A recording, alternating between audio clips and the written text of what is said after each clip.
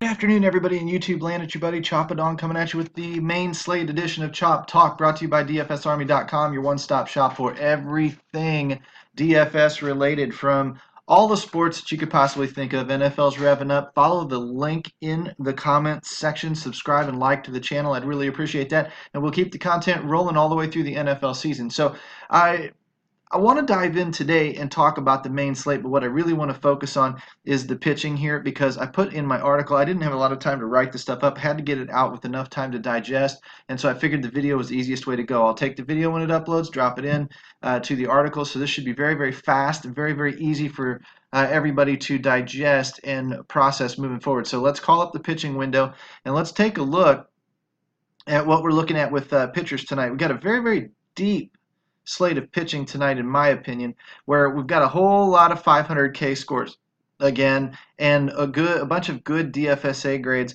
Not too many guys below 50, and certainly not too many below 40, which are the numbers I look for to attack. So bats are going to be a little bit of crapshoot tonight. I don't see a lot of stacking opportunities. I did write those up in Tune Music if you open the article, but I don't even necessarily like having to target those offenses, to be quite honest with you. So it'll be a really interesting night to see how it pans out and covering the bases. You may end up going with a lot of one-offs here and there. You may go to a number like BVP and study which batters can get to some of these pitchers over a decent sample size of, say, 15 to 20 at bats or more, if they've got that much history, because you're going to be looking for any advantage you can get. These pitchers are not necessarily vulnerable. Sure, one of them might slip up, but generally speaking, they're going to all have pretty good nights. So on a night like that, like I said yesterday, I look to pay down. I'm not saying Scherzer isn't the main dog on the slate, or Kluber. I'm just saying that these guys, Scherzer's going to have to get you 60, points to get you 5x, which is great, but you don't get much in the way of bats. You have to really dig deep for value, and when you dig that deep for value, you need those punts to come through. I can afford a little bit more if I come down here to David Price, and I'm not saying he's a great pitcher tonight. I'm just saying that if I use him at $8,000, 5x is only 40 points. I think David Price can get us 40 points, maybe about as often as Scherzer. And the difference is, can my bats, or David Price can get us 40 points about as often as Scherzer can get us 60. We should put it that way. The safety should kind of be there. Tyon, for sure, down at 7,000, needs 35 to 38 points. He can do that. And I think that he can do that a good bit with the same amount of consistency that Scherzer can get us a 60. Yeah, Scherzer has upside to 80.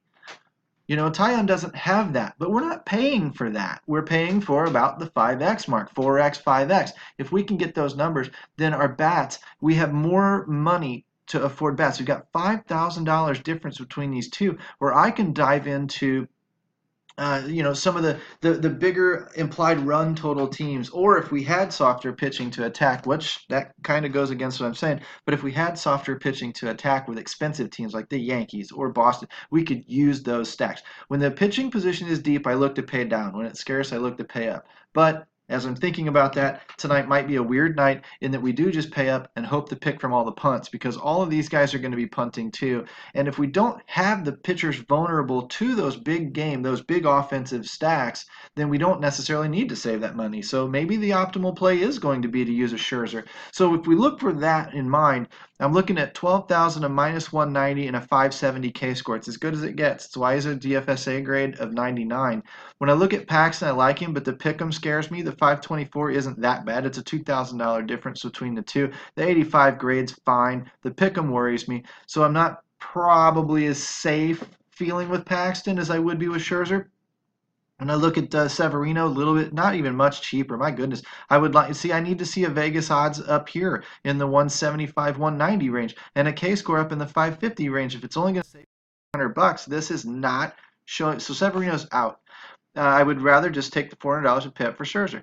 If I look at Snell, now we're comparing kind of to Paxton, but we're looking at, is it about a $1,500 savings? Is it worth it to be a dog in a game? No. K score is about the same. So really a pick'em and a dog here is comparable with Paxton's matchup, and so is the grade, but it's not really comparable to Scherzer. So you might take the $1,500 and pay up the Scherzer. Let's look at Kluber. Kluber at 11.2. We know he's going to be better than Severino just on K score alone. DFSA grade 96. Kluber is probably the main guy that's going to be competing with Scherzer for market share, but he's also technically an underdog in the matchup at a plus 105. The 590 K score makes up for that. I don't necessarily need to win. I should get the quality start. I should get a booty load of strikeouts. I should be okay when it comes to that aspect of it. It's a matter of, do I want to pay up 800 bucks? Yeah, kind of. I don't mind paying up the 800 bucks to get the more or less sure thing in the win. Now, Scherzer's vulnerable as anybody, I mean, to a bad night. But if I'm looking at just these numbers, this minus or plus 105 compared to a minus 190 is a huge difference. The K score is okay. I'm not going to argue too much if you want to take Kluber and save the 800 bucks. You might even build your lineup punt heavy first and then instead come back at the end. And if you have $800 left over, or if you're 800 short, you'd go from Scherzer down to Kluber, and that would be fine. That'd be an okay pivot. When I look down a little bit lower now, we're $3,000 off of Scherzer. Well, $2,000 for Skaggs and a Pick'em and a 479. Not even a 500K score and a 50 DFSA grade. Skaggs is probably out.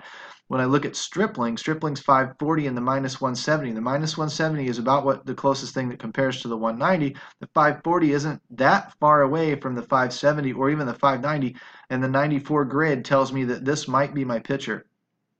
$3,000 off of them, $2,000 off of Kluber, and I get basically the strong Vegas odds, a good K score, and a high DFSA grade that I'm looking for. Stripling is making a hard case for being the most, I guess, the quote-unquote value pitcher of that top tier.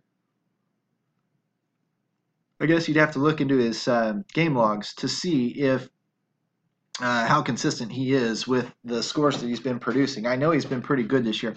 Anyway, when I look at David Price, if I was needing to save money, if I really had to save money to load up on bats, like let's say this was a Coors Slate or something, the two pitchers I'd look at are David Price and James Taillon. David Price at 8,300, the minus 170 is okay. The 450 hurts a little bit, but again, you're about $3,000, $4,000 away from tops on the slate in Kluber and Scherzer, so not terrible. The 44 scares me a little bit when I can go up, what, $1,100 or $900 and get Stripling. So I probably would not take, I'd probably pay up for Stripling in this case. 7,300 is about $2,000 away from it. The minus 130, 474 K score and a 53 rating is probably the same situation. But if I really wanted to take some kind of a GPP flyer and really pay down to go get big bats, now I might be looking at a Taillon, probably overpriced, because for the little bit that you get, I have a feeling that that $1,000 can get you a little bit better bat. It does look like David Price is in a little better spot. He's a little lower in the K score, a little higher in the money line. Maybe it's pretty much 6 one way, half dozen the other, I guess. And when you look at that, you're looking at the $1,000 difference. Maybe you go with Taillon. But it's really going to come down to tops of the slate are going to be Scherzer and Kluber. Man, I think Severino's the man kind of left out in the dark.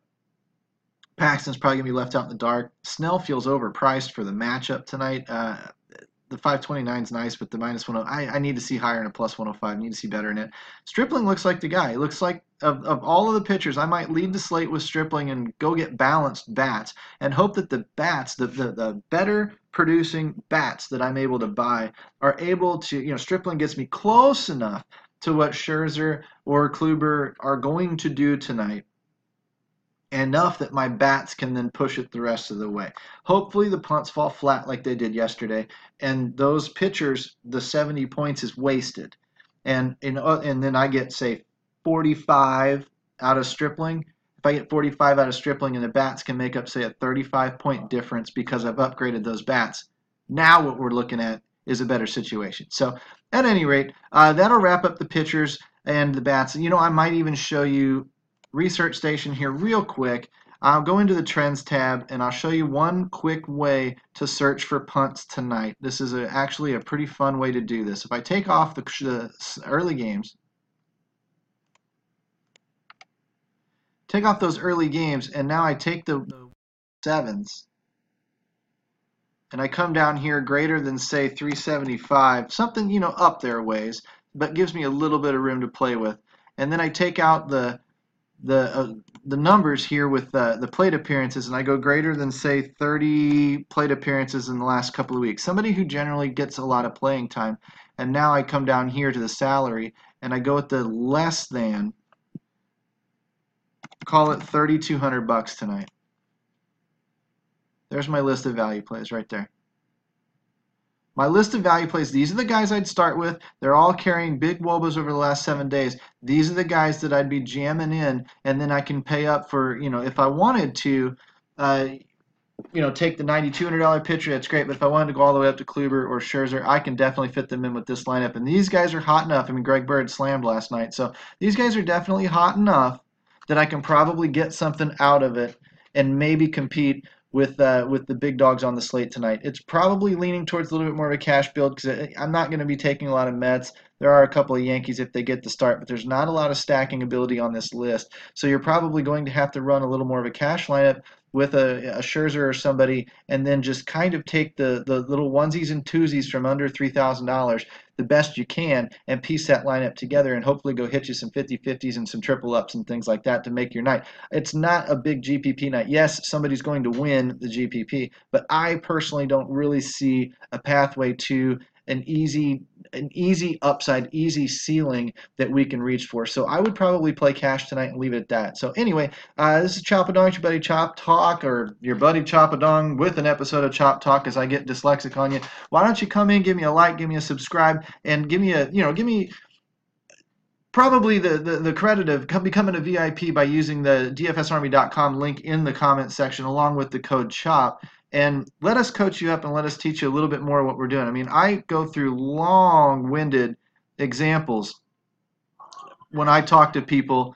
I can't find it right here, and I apologize, but there's a big, long book answer that I gave somebody explaining explaining the difference between xWOBA and WOBA and how BABIP kind of morphed into those numbers or how it relates. So to be quite honest with you, you need to be a VIP to get the good stuff. You get a partial sample here. Hopefully you guys have good luck tonight, and we will talk to you tomorrow.